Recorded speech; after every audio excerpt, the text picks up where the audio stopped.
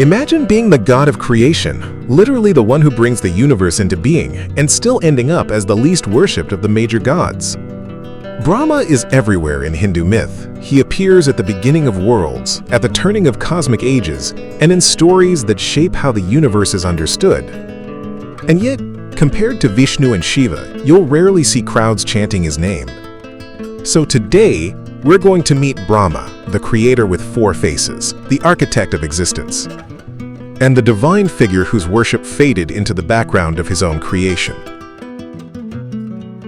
Brahma is one of the most recognizable gods in Hindu iconography. Four faces, four arms, a calm, otherworldly presence. But Brahma isn't just a character, he's a cosmic function, creation itself taking form. And because Hindu tradition is vast, there are multiple versions of Brahma's story, depending on the text, region, and era. In this video, we'll explore the most well-known mythic threads, especially those popular in later storytelling traditions, and we'll answer the big questions.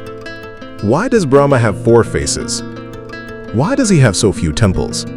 And why do people so often confuse Brahma with something else entirely? Who is Brahma? When people talk about the big three in Hindu mythology, they often mean the Trimurti: Brahma, the creator, Vishnu, the preserver, and Shiva, the transformer, sometimes described as the force that dissolves the universe so it can begin again. Think of it like a cosmic cycle: creation, preservation, transformation, then creation again. Brahma's role is the beginning of the story. He shapes the world, establishes order, and sets the pieces in motion. But here's the twist. Brahma isn't usually the god who shows up later to rescue you from a monster, answer your prayer in a crisis, or overthrow a tyrant to restore justice. Those roles, at least in many beloved narratives, tend to belong to Vishnu and Shiva. Brahma is the architect at the dawn of time. And in myth, once the blueprint becomes reality, the architect steps back. Which raises a question that will haunt the rest of this story. If Brahma creates the universe, why does devotion to him feel so distant? Origin stories: how Brahma enters the cosmos. Brahma's entrance into existence is told in more than one way, because Hindu cosmology often speaks in symbols, not a single fixed timeline. One famous version begins in stillness. Before the worlds take shape, there is Vishnu, resting in cosmic calm, floating upon the ocean of potential. Then, from Vishnu, a lotus blooms, unfolding like the first idea in an empty mind. And within that lotus appears Brahma. Not as a child, not as a warrior, but as awareness awakening inside the universe itself. Brahma looks out into the vastness.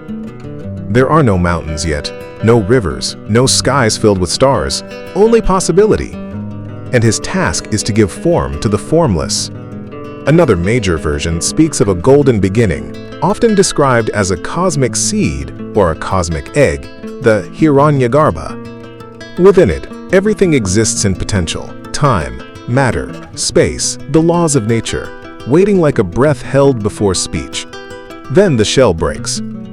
Creation pours outward, and Brahma emerges as the ordering intelligence that shapes the worlds. Different stories, same meaning. Brahma doesn't just make things. He organizes reality, turning cosmic potential into a structured universe. And once you understand that, his symbols start to make sense. Quick quiz. Before I tell you the mythic reason, pause for a second and guess. Is it because he sees in all directions? Because he represents sacred knowledge? Or because of a story that gets surprisingly dramatic? Hold that thought, because the answer is all of the above, depending on which layer of the tradition you're looking at.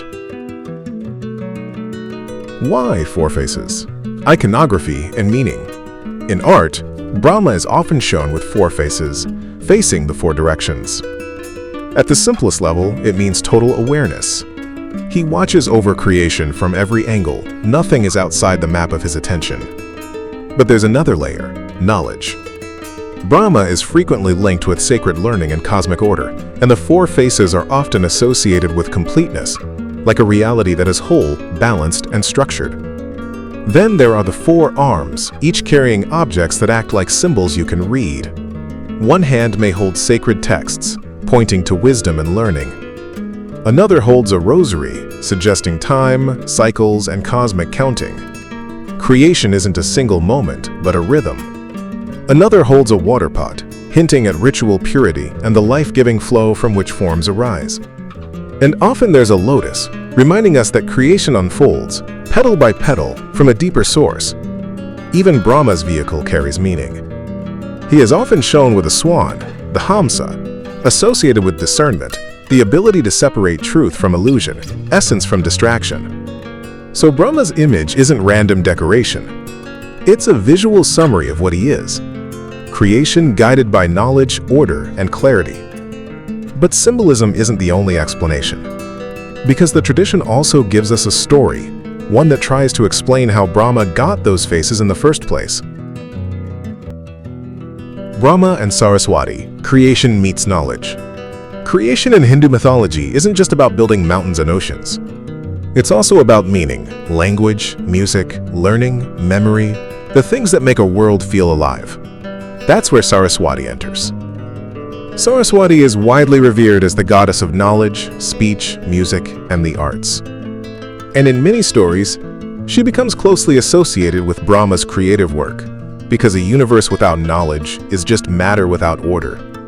In one common mythic thread, Saraswati appears as an embodiment of inspiration and intelligence, the creative spark that makes creation coherent. And Brahma becomes captivated. As Saraswati moves, Brahma turns to follow.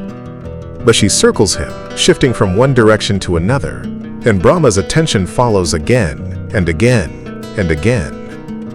Until, in mythic imagery, Brahma manifests additional faces, so he can see her no matter where she goes. Now, this story can be told in different tones depending on the tradition. Sometimes it's romantic, sometimes it's cautionary, sometimes it's purely symbolic. But its deeper function is clear. It ties Brahma's many faces to the idea that creation is inseparable from knowledge, fascination, and focus. And it also sets the stage for a recurring theme in Brahma's myths. Even a creator can be tested by desire, pride, or the need to be right. Which leads us to the turning point, the moment that helps explain why Brahma, the creator, becomes the forgotten one. The moment that changes Brahma's worship. Brahma's story isn't about losing power in battle. It's about something more subtle, a single choice that echoes through tradition like a bell that never stops ringing. Because there's a famous myth where the universe itself becomes a courtroom, and Brahma is asked to testify. The curse: why Brahma has so few temples. One widely told story begins with a question of supremacy, a debate over who is greatest among the gods. As the argument rises, a mysterious cosmic pillar appears, endless, radiant, beyond measurement. It isn't just a thing, it's a sign, reality itself refusing to fit inside anyone's ego. Vishnu and Shiva decide to test it. One goes downward, searching for the base. The other goes upward, searching for the top. They travel for what feels like an eternity. But the pillar has no end. Eventually Vishnu returns and speaks the truth. I could not find the bottom. Then Brahma appears, associated in some tellings with the top, and the story reaches its critical moment. Brahma claims he found the end, or provides testimony that isn't true. Depending on the version, he brings a witness, or a token, or a statement meant to win the argument. But the myth is consistent in its message. The cosmic order cannot be conquered by pride. Shiva reveals the deception, and the consequences arrive like thunder. A curse is pronounced. Brahma's worship will diminish. His temples will be few. His presence will remain in stories and symbols, but devotion will shift elsewhere. Now, to be clear, not all traditions emphasize this myth the same way. Hindu storytelling is a tapestry, not a single thread. But this tale became influential in how many people understand Brahma's place. The creator who steps back, the architect whose role is essential, yet distant, the god whose image is known everywhere, but whose name is rarely the center of worship. The real reason Brahma feels distant. Even without the curse story, Brahma's role naturally creates distance. First, there's narrative logic. Creation happens at the beginning. Once the world exists, the dramas that follow, conflict, survival, justice, destruction, rebirth, are what people feel every day. So devotion gravitates toward the gods whose stories mirror human life. The preserver who protects, the transformer who breaks chains, destroys illusions, and remakes reality. Second, there's devotional focus. Many beloved traditions and movements center on Vishnu or Shiva, building vast landscapes of worship, poetry, temple culture, and personal relationship. And third, this is the big one, there's confusion. Because Brahma is often mixed up with Brahman. Brahma is a deity, a creator figure, represented with faces and hands and stories. Brahman, in many Hindu philosophies, refers to ultimate reality, the absolute, beyond form, beyond personality. They sound similar, but they're not the same idea. So when people hear Brahma, they sometimes accidentally think of the absolute itself, when the myths are actually talking about a divine role within creation. In other words, Brahma is a face of the cosmos. Brahman is the ocean behind all faces. Once you separate those ideas, Brahma's place becomes less confusing and more fascinating. Where Brahma is honored. Even if Brahma has fewer temples, he isn't absent.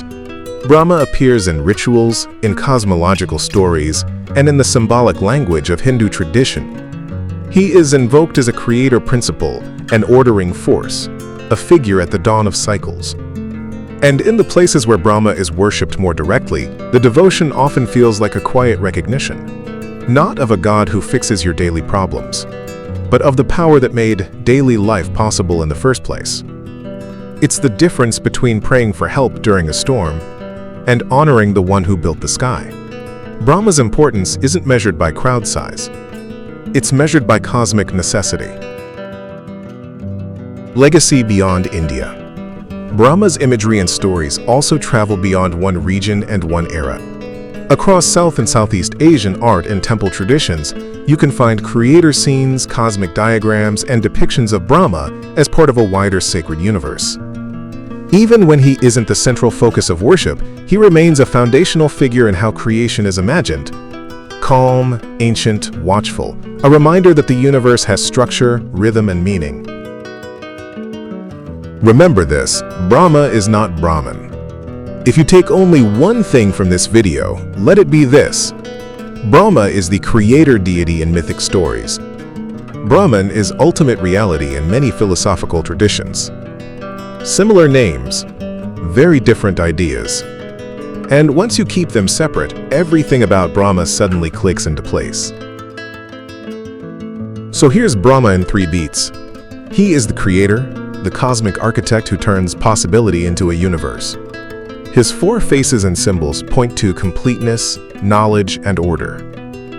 And his distant worship is shaped by myth, by narrative logic, and, by the way, devotion naturally flows toward gods who feel closer to human struggle. Brahma may not be the most worshipped, but without him, there's no world for any story to happen in. If you want more videos like this, tell me in the comments who we should cover next. Vishnu's avatars, Shiva's cosmic dance, Saraswati's myths, or another figure entirely. And if this cleared up the Brahma versus Brahman confusion for you, drop a quick "got it" below, because that one detail changes everything.